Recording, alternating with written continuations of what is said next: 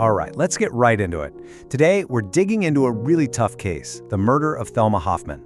This wasn't a quick solve. We're talking about a multi-year investigation that started with a sudden violent act in the middle of a night. It's a story that unfolds through tiny digital clues, secret recordings from inside a jail, and, you won't believe this, one huge mistake made by a suspect. So, picture this. It's November 11th, 2020. It's 4:40 in the morning, pitch black outside. We're in a quiet, rural part of Midland County, Michigan. This is where 70-year-old Thelma Hofmann was living. She just moved in with her fiance, George McDonald, trying to find a bit of peace and safety during the pandemic. But that peace, it was about to be absolutely shattered. And then, out of nowhere, gunfire. It just tears through the house from outside. Thelma Hofmann is hit twice. Her fiance, he's jolted awake by this loud thump and their cat just screaming its head off. He runs out, finds Thelma on the kitchen floor, not responding, and he makes that frantic 911 call. By the time help gets there, they see the glass door is just blown out, and Thelma, tragically, it was too late. Okay, so investigators show up to this chaotic scene. And, in cases like this, Police Procedure 101 says you look at the person closest to the victim first. So right away, all eyes are on her fiancé, George McDonald. But here's where the case takes its first sharp turn.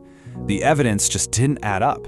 Forensic teams looked at the bullet trajectories and, boom, they proved the shots had to have come from outside the house. Everything George McDonald said lined up perfectly with the physical evidence. So just like that, he was cleared. This meant the killer wasn't in the house at all. Detectives had to completely change their focus and start looking outward. So where do they look now? Well, the investigation takes another huge turn when they start connecting the dots to a whole string of local burglaries happening right around the same time. Turns out there was this meth-fueled crime spree going on in northern Midland County. And get this, one of the places that got hit was a pole barn on East Bradford Road, super close to Thelma's house. Right, so this burglary spree, it didn't take long for it to lead investigators to two brothers. And suddenly, this case was about to escalate from a bunch of thefts into a full-blown murder investigation. And here they are, the persons of interest. Detectives zeroed in on them pretty early, actually. We're talking about two brothers, James Arthur Hintz Jr. and Cody Clyde Hintz. These guys were from the Sanford area, and yeah, they were already known to law enforcement for local thefts. But now, their names were being tied to something way, way more serious. And check this out. Almost right away, investigators find something really chilling online. On the exact same day Thelma Hofmann was killed, James Hintz supposedly puts up this Facebook post, "Peekaboo, I see you. Pull the trigger."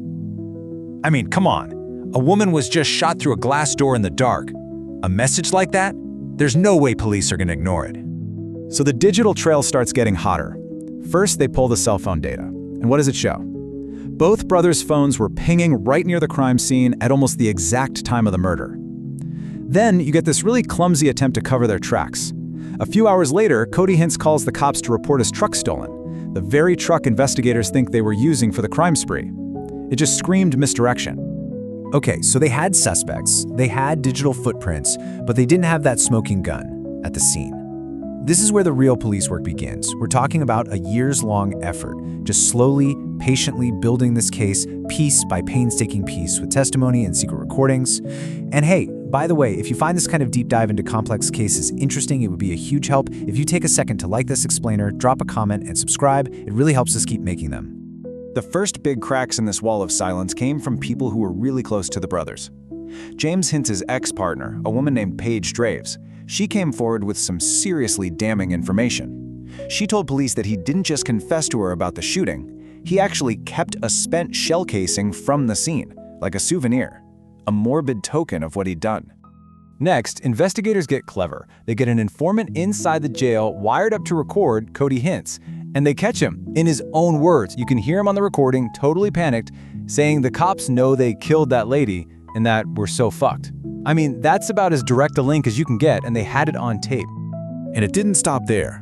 Another inmate, someone totally unconnected to the first informant, comes forward with a very similar story. He says Cody told him the shooting was accidental. So now you have this narrative starting to form, this idea of a burglary that just went terribly, terribly wrong. And it's coming from multiple independent sources. But maybe the biggest break of all, it came from James Hintz himself. It's a classic case of saying too much. He's having this casual chat with the lead detective, right? And he's denying everything. But then he says, "I did not shoot the pistol that ended Hofmann's life."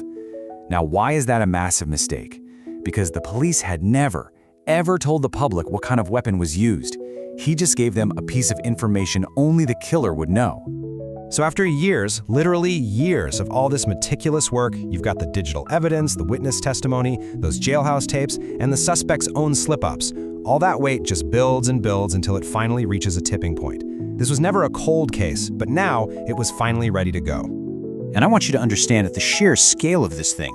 By the time they were ready to file charges, the case file was massive, something like 1,000 pages of primary reports. And to get all that information, they had to execute around 35 different search warrants. I mean, this was a huge, resource-heavy investigation. So, finally, in April 2024, almost 3.5 years after the murder, it happens. Both brothers are arrested, and they are hit with an identical, really long list of charges, with the most serious being first-degree premeditated murder. As you might expect, they both pleaded not guilty. Okay, so the brothers are charged. What's next? The next big step is something called a preliminary examination. Basically, the prosecution has to lay out their case for a judge. Their whole goal is to convince the judge that, hey, there's enough evidence here, enough probable cause to believe a crime happened, and that these are the guys who did it. If they succeed, the case moves on to a full trial. And for 2.5 days, the judge heard everything. I mean, they played the frantic 911 call, they brought in witnesses to talk about the confessions, they told the story of that shell casing kept as a trophy, and they played the audio from the jail informant. It was powerful stuff, and at the end of it all, the judge agreed. He ruled there was more than enough probable cause, and he sent the case up to circuit court for a full trial. So here's the story the prosecution is going to tell the jury. They'll paint this picture of two brothers in the middle of a burglary spree. They approach this house, maybe a light comes on, maybe they see someone inside and get spooked. And in a moment of, reckless bravado, James Hintz fires right through the glass, killing Thelma Hofmann. And all the while, Cody is right there with him, acting as a co-conspirator. And that's pretty much where things are right now. That long, slow investigation is over, and it's officially a prosecution. Both James and Cody Hintz are sitting in jail, unable to make their $5 million bonds, just waiting for their day in court where they'll finally face a jury. Which leaves us with one last, really big question. Look, the evidence seems pretty strong for putting the brothers at the scene, and it connects them to the murder. But the top charge they're facing is first-degree premeditated murder. And that word, premeditated, is everything. The biggest challenge for the prosecution is going to be proving that this wasn't just a terrible, reckless accident during a burglary gone wrong. They have to convince a jury that when that trigger was pulled, the person firing through that dark window had the intent to kill. That's going to be the absolute heart of this case when it finally goes to trial.